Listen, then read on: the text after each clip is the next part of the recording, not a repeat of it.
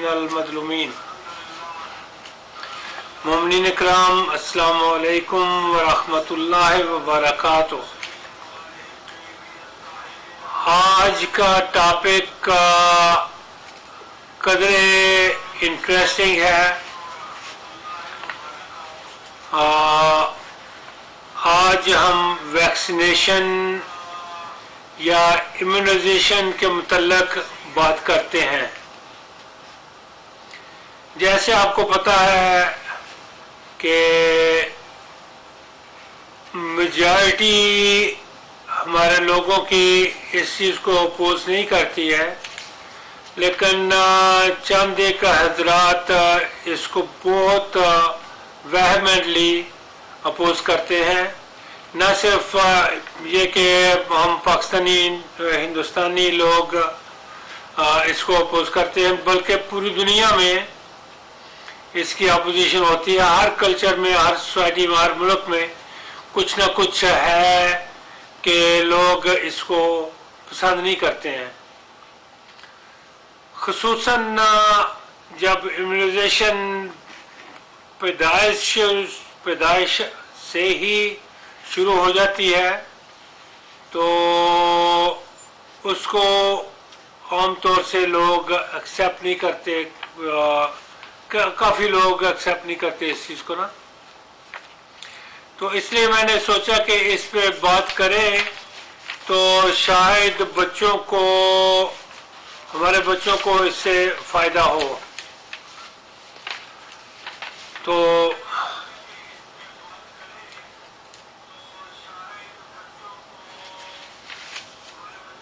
क्या क्या vaccine available है, उसमें आएगी टीबी की वैक्सीन, डिप्थीरिया, काली खांसी और टेटनस या तशन्नुज, हेपेटाइटिस ए और बी, हेमोफिलस जो बैक्टीरिया होता है उसकी भी आ जाएगी उसमें, और influenza, encephalitis, measles, mumps, rubella, polio, rota virus, typhoid, small pox, yellow fever, अभी रिसेंटली शुरू हुआ है शिंगल्स का या ज़ास्टर, और जिसको मेरे ख्याल में काकड़ा लाकड़ा कहते, मुझे पता नहीं है तो हमारी अपनी ज़ुबान में क्या नाम है, लेकिन उसको हर्पीस ज़ास्टर भी कहते हैं।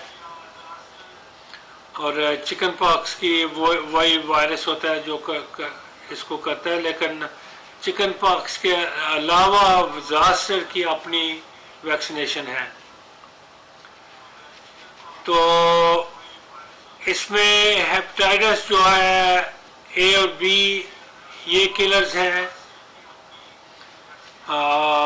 रोटा वायरस बच्चों में, इन्फेंट्स में, छोटे बच्चों में, 5 साल से छोटे बच्चों में, ये थर्ड वर्ल्ड कंट्रीज़ में, अफ्रीका, एशिया में किलर डिजीज़ है। इससे लाखों बच्चे मरते हैं हर साल। पोलियो भी किसी हद तक किलर डिजीज़ है, लेकिन ज़्यादा सफरिंग है उसकी। एंथ्रैक्स अगर किसी को हो जाए तो वो भी किलर है। येलो फीवर किलर है। रेबीज़ किलर है। तो ये वायरसेस जो है ना, तो जो इन्फ्लुएंजा का वायरस है वो बच्चों में, छोटे बच्चों में और बूढ़े लोगों में, ये भी एक किस्म का किलर है।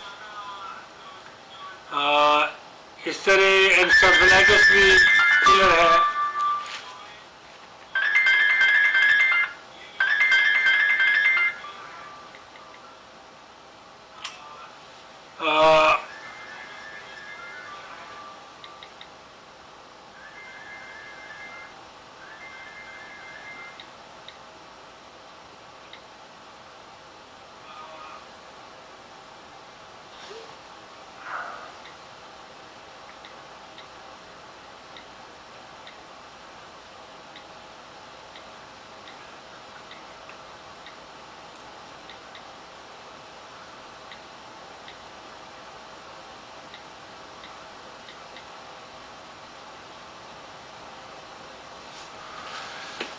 सो ये काफ़ी ना सख्त बीमारियां हैं, इसलिए इनके लिए अगर वैक्सीनेशन मिले तो इंसान को करा लेनी चाहिए।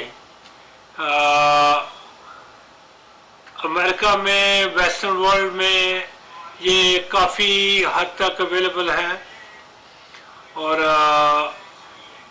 पब्लिक हेल्थ से तो आमतौर से फ्री में मिल जाती है, लेकिन वो भी अभी पैसे चार्ज करते हैं कुछ ना कुछ, लेकिन इट्स वर्थ इट। याद रखें, इट्स वर्थ इट। बास जो है ना, जैसे फ्लू शॉट होती है, इन्फ्लुएंजा की जो है वैक्सीनेशन, वो हर साल करानी पड़ती है और ये पेन इन द नेक है। जिनको करानी चाहिए, मुझे जहाँ तक तजुर्बा है, वो लोग इसको अवॉइड करते हैं। जैसे बूढ़े लोग हैं या बच्चे हैं, शुगर वाले मरीज हैं या एम्फीसीमा वाले मरीज हैं या HIV वाले मरीज हैं। तो मुझे याद नहीं पड़ता कि मैंने कभी अपने लोगों में HIV का देखा हो, लेकिन हो सकता है किसी को हो जाए। ब्लड एक्सपोजर किसी वक्त भी हो सकता है, एक्सीडेंटल इधर उधर ट्रांसफ्यूजन से। और जो है ना,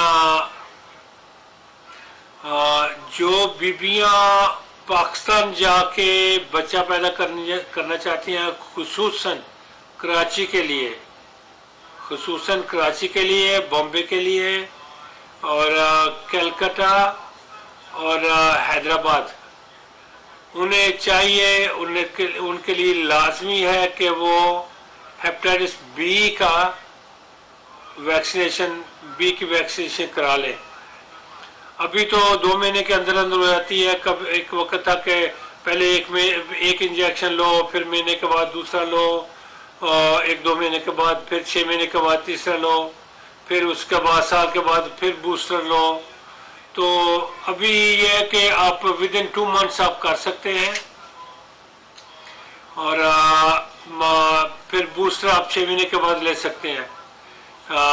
यानी कि मैं क्यों कह रहा हूँ, ये कराची में एक चौथी किस्म का भी हेपेटाइटिस है, हेपेटाइटिस A, B, C और D।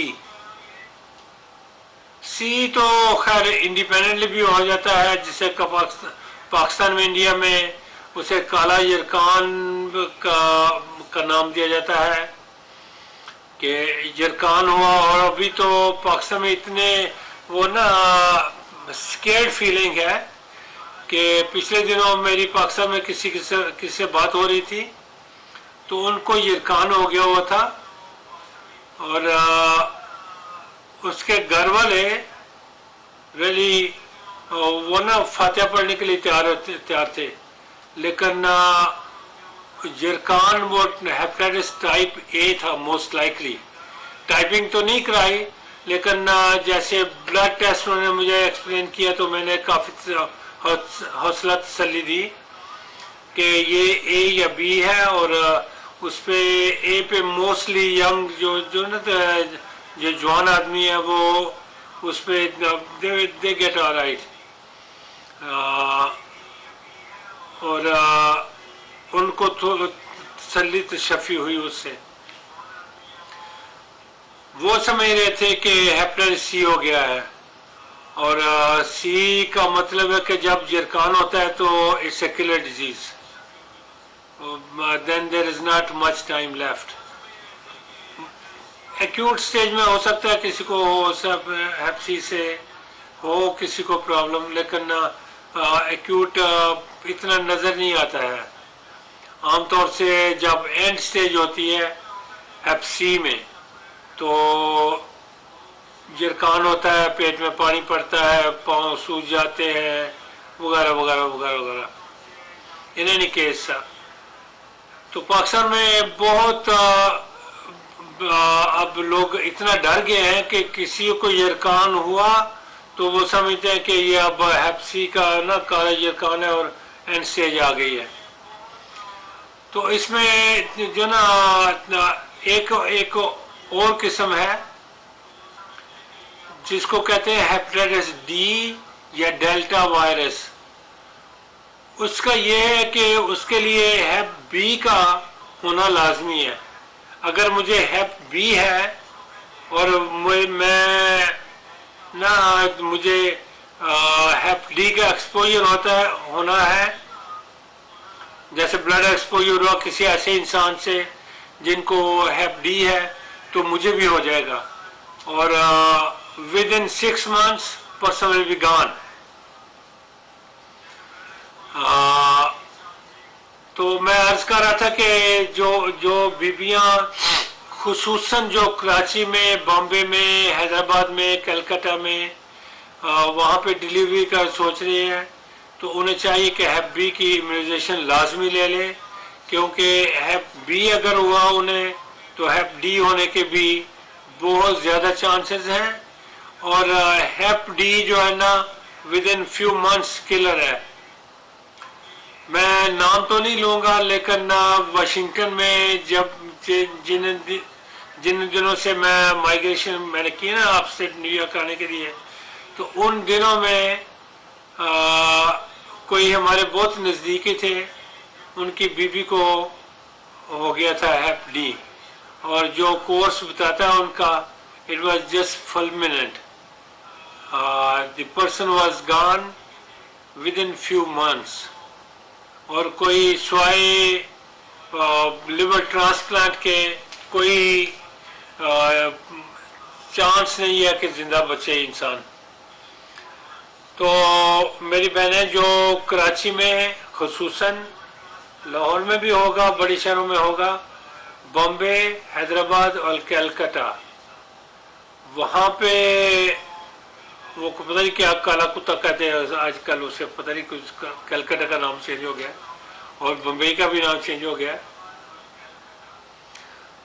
So any case old Bombay, Calcutta और हैदराबाद जो है ना और कराची, वहाँ पे अगर डिलीवरी करनी है तो प्लीज़ हेप बी की वैक्सीनेशन करा के जाएं, ताकि हेप बी आपको ना हो। हेप बी एक्सपोजर नहीं होगा, आप नहीं कॉन्ट्रैक्ट करेंगे तो हेप डी भी नहीं होगा, और हेप डी नहीं होगा तो फिर अल्लाह ताला बाकी भी अपना फजल करे। इन्हें कि ऐसा उन शहरों के लिए बहुत ज़रूरी है। और ये है कि हेपेटाइटिस ए और बी का जो ना एक बार आपने इम्यूनाइजेशन करा ली तो ये पूरी ज़िंदगी के लिए है। और हेपेटाइटिस ए जो है ना वो तो हेपेटाइटिस बी वो तो इन्फेंसी से शुरू करते हैं कि जब बच्चा पैदा होता है तो उसी वक्त यहाँ पे उस बच्चे को दिया जाता है, अनलेस के माँ और बाप उसको रिफ्यूज़ कर दे। अगर माँ बाप रिफ्यूज़ कर दे तो नहीं दे सकते, लेकिन रिफ्यूज़ ना करें तो बेहतर है। और अगर शुरू में रिफ्यूज़ कर दिया तो 4 वीक पे भी, 4 वीक्स पे भी हो सकता है, 4 हफ्ते में भी लगा देते हैं। और फिर सेकंड और थर्ड डोज जो है ना वो 8 हफ्ते और ना 6 मंथ्स पे जाके देते हैं। बच्चों का अभी तक वही स्केड्यूल है जो पहले था, बड़ों के लिए भी। मैंने खुद भी कराई हुई है हेपेटाइटिस ए और बी दोनों की, और मेरे बच्चों ने भी कराई हुई है। पाकिस्तान जा रहे थे बच्चे मेरे बेटे, तो उस वक्त की थी उनकी। 80s में ना पैदाइशी बच्चों को 70s में 80s में अभी नहीं कर रहे थे, लेकिन चूँकि बच्चे मेरे जा रहे थे, मेरे बेटे जा रहे थे, तो हमने कर दिया था उसका। मैं पहले भी इसको मेंशन कर चुका, in spite of the fact कि मेरा फैमिली मामला, मेरा प्राइवेसी है इसकी, लेकिन मुझे खुशी है बताते हुए कि हमने वैक्सीनेशन कर दी थी बच्चों को, और अल्लाह का शुक्र है उन्हें नहीं हुआ उसके बाद। तो रोटा वायरस जो है ना, रोटा वायरस गैस्ट्रोएंटेराइटिस करता है, जिसको गैस्ट्रोएंटेराइटिस कहते हैं ना, कि उल्टियाँ आ गई, क्या आ गई, जलावा आ गए, और बच्चा डिहाइड्रेशन हो जाती है बच्चे को। और थर्ड वर्ल्ड कंट्रीज़ में काफ़ी लोग इससे मरते भी हैं। लिहाजा वहाँ के लिए जो माएँ बच्चों को, छोटे बच्चों को लेके जाना चाहती हैं, उन्हें चाहिए कि रोटा वायरस की वैक्सीनेशन करा लें। और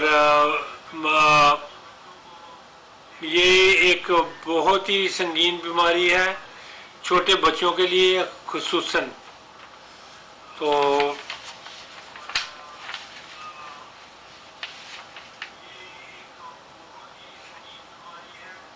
उसके बाद आती है कि डिप्थीरिया।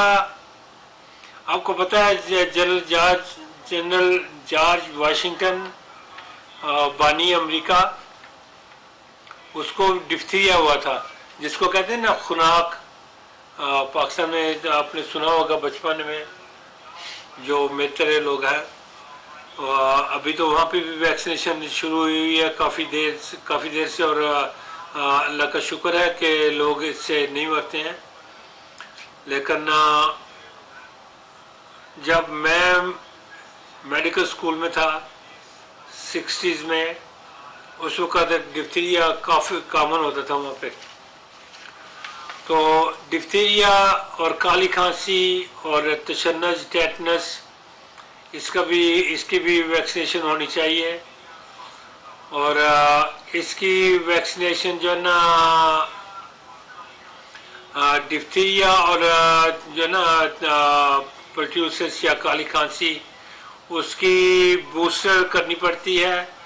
और टेटनस की अगर तो इंजरी ना हो तो एवरी 10 years ठीक है, अच्छा होता है। और अगर इंजरी हो तो 5 साल के बाद ये इफ़ेक्टिव नहीं होता। और मैं यहाँ पे बताता चलूँ, जब मैंने ग्रेजुएशन की है ना मेडिकल स्कूल डाउ से, तो मैं आर्थो में जॉब कर रहा था। सर्जन डॉक्टर रहीम, अल्लाह ताला उन्हें जन्नत नसीब करे, उनके पास मैं आर्थोपेडिक रेजिडेंसी इंटर्नशिप कर रहा था मैं।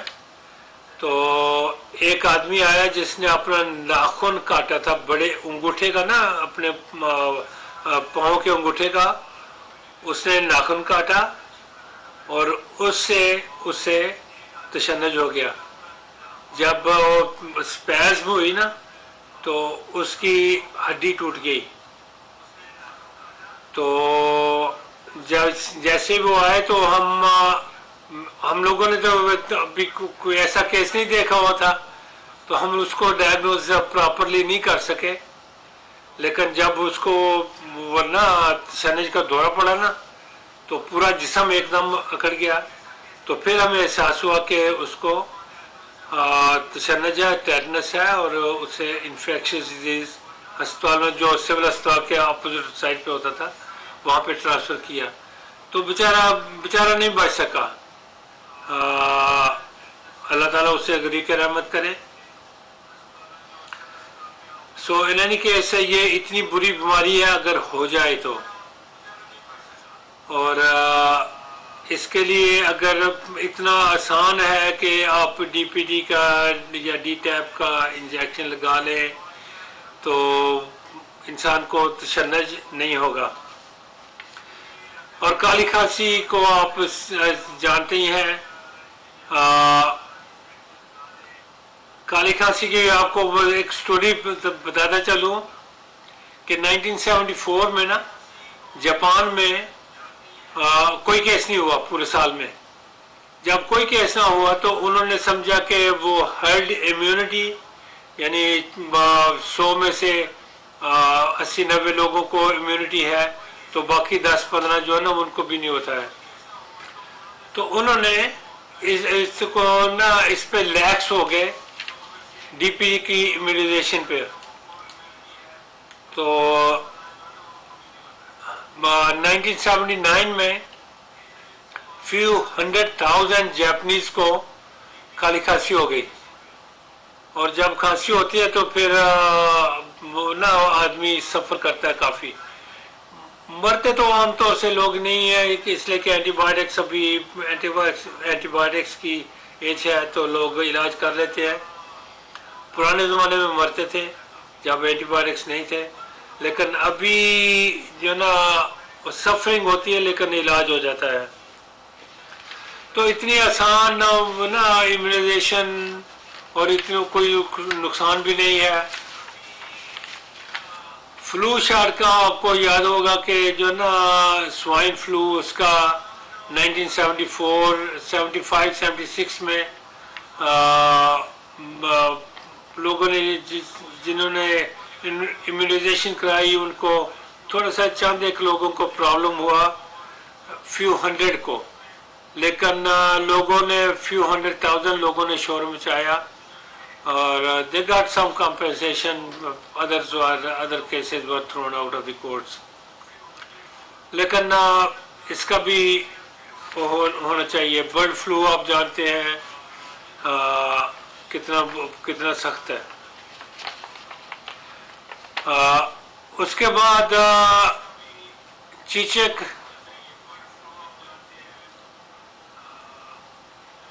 और पोलियो पे बात करते हैं। पोलियो भी बचपन में, ये सब 4 वीक पे कराने वाले हैं।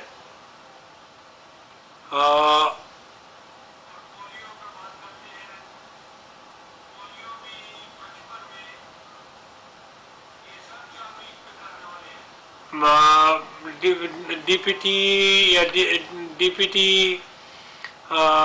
डिप्थीरिया, काली खांसी, प्रोट्यूसिस और टेटनस, ये सब 4 वीक के अंदर अंदर हो जाते हैं। रोटा वायरस, हेप बी और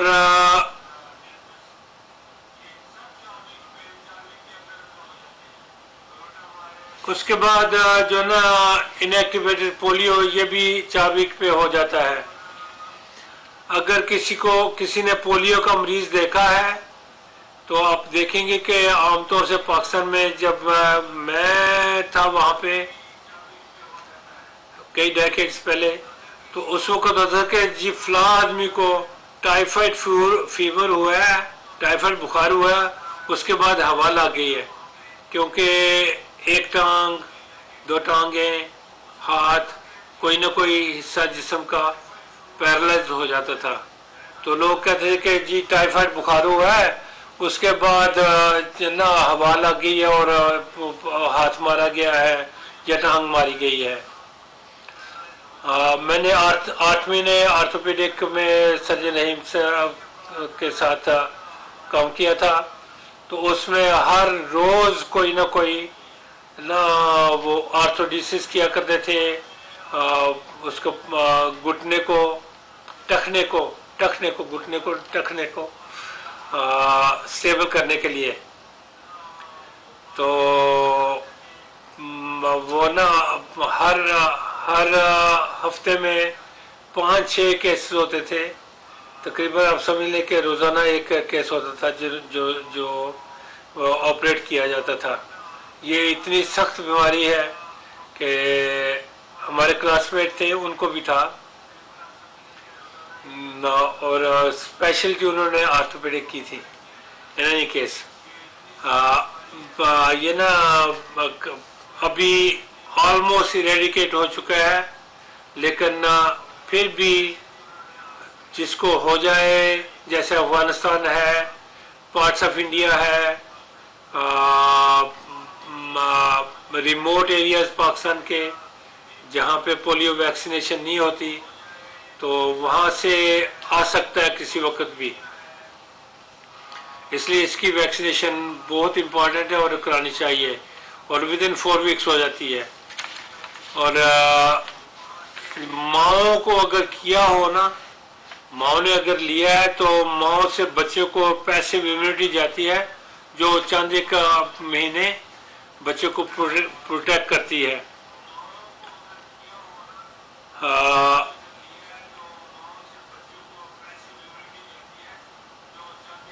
जो है ना चिकन पॉक्स और मेनिंगोकाकस,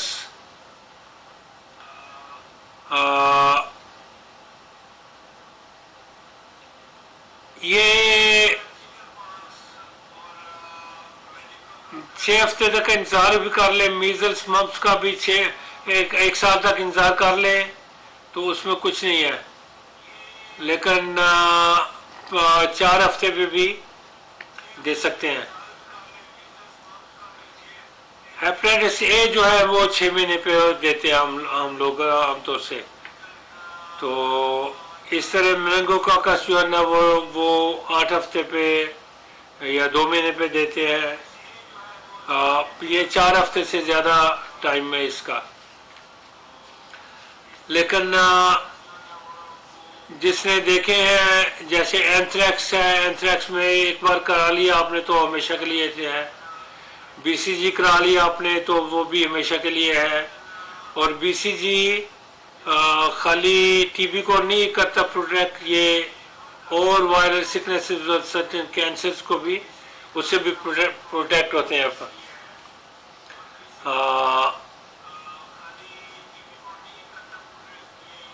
जो है रेबीज है, रेबीज आमतौर से ना इसका इंतजार किया जाता है कि अगर रेबीज एक्सपोजर हो तो इम्यूनाइजेशन होती है, अगर रेबीज एक्सपोजर ना हो तो इम्यूनाइजेशन नहीं करते हैं इसकी।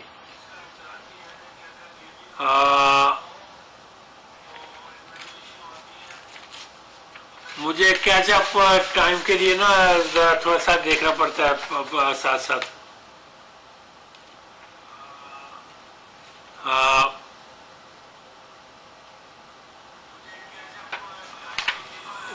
मेनिंगोकाकस जो है ना वो जब आप हज पे जाएंगे तो मेनिंगोकाकस की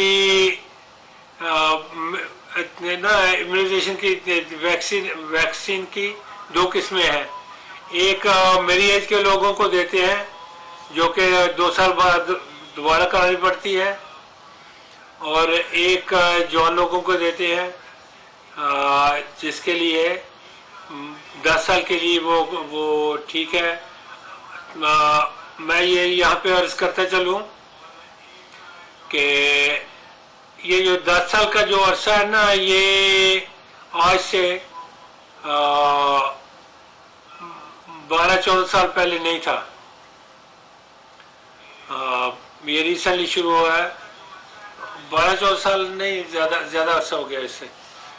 तो इन एनी केस जो है ना उस वक्त वो वैक्सीन अवेलेबल नहीं थी जो 10 साल तक चलती है, और हो सकता है ज़्यादा चले क्योंकि जब न्यूमोवैक्स आया था ना नया नया निमोनिया से, न्यूमोकोकल निमोनिया जिनकी फॉर एग्जांपल किसी की स्प्लीन कटी हुई है या स्प्लीन पैदाइशी तौर पर गायब है या स्प्लीन को काटना पड़ गया इंजरी या कुछ इस तरह किसी वजह से भी उनको न्यूमोवैक्स लेना पड़ता है, क्योंकि वो न्यूमोकोकल के लिए, निमोनिया के लिए बहुत ससेप्टेबल होते हैं लोग।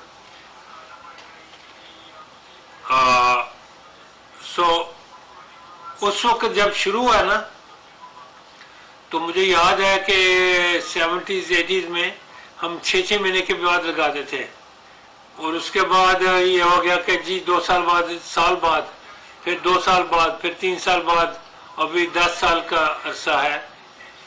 और बाज़ लोग कह रहे हैं कि लाइफ लॉन्ग इम्यूनिटी होती है इससे। और न्यूमोवैक्स भी ना ये तकरीबन 4 हफ्ते पे फर्स्ट डोज दे सकते हैं, और अगर दे तो 8 हफ्ते के बाद फिर उनको री-इम्यूनाइज करना पड़ता है बच्चों को। और उसके बाद जो ना ज़रूरत नहीं है काफ़ी देर तक।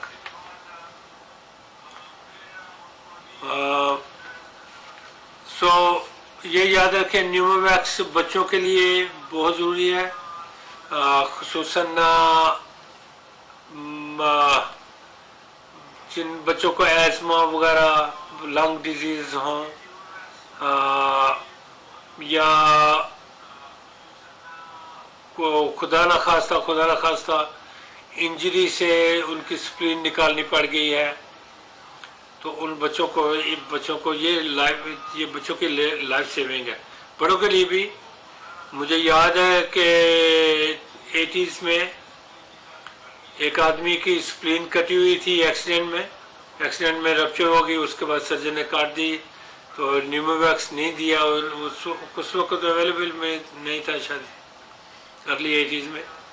तो निमोनिया हुआ, न्यूमोकॉकल, पेशतर इसके कुछ कर सकती फैमिली। 1-2 दिन उन्होंने घर पे रखा कि बुखार हो रहा है, खांसी हो रही थोड़ी सी, तो जुकाम वगैरह ठीक हो जाएगा, और उसमें क्राइसिस हो गया था, तो आदमी नहीं बच सका। ये इतना मूजी बीमारी है ये। इन लोगों में ख़ास तौर से, इसी तरह जो HIV वाले लोग हैं उनको भी, या जो लोग जिनको ट्रांसप्लांट करते हैं, किडनी हो गई, लिवर हो गया, पैंक्रियाज, कुछ भी ट्रांसप्लांट करें, तो उनके लिए न्यूमोवैक्स की वैक्सीनेशन, निमोनिया की वैक्सीनेशन बहुत बहुत बहुत ज़रूरी है। आप समझ लें कि लाइफ सेविंग ये एक ऐसा कदम है, और इसमें ना ज़रा भी सुस्ती ना करें, और ना ये करें कि जी आज नहीं परसों नहीं तरसों, उससे बाद में करा लेते हैं। तो मोमिन इकराम, थोड़ी सी ब्रेक लेते हैं इस पे।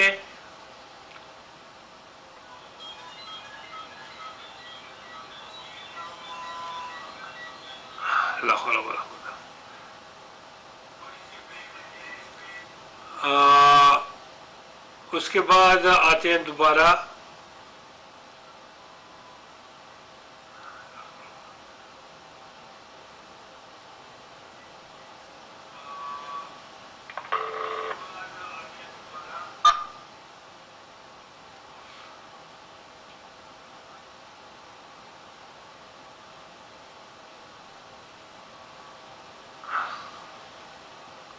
छोटी सी ब्रेक के बाद दोबारा हाजिर होता हूँ मैं। प्लीज़ माजरत खा हूँ।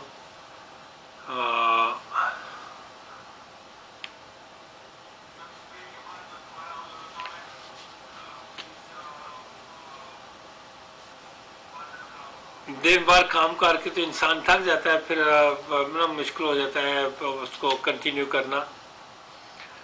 तो 2-4 मिनट की ब्रेक दें मुझे, तो फिर मैं हाजिर होता हूँ इसके लिए इंशाअल्लाह ताला।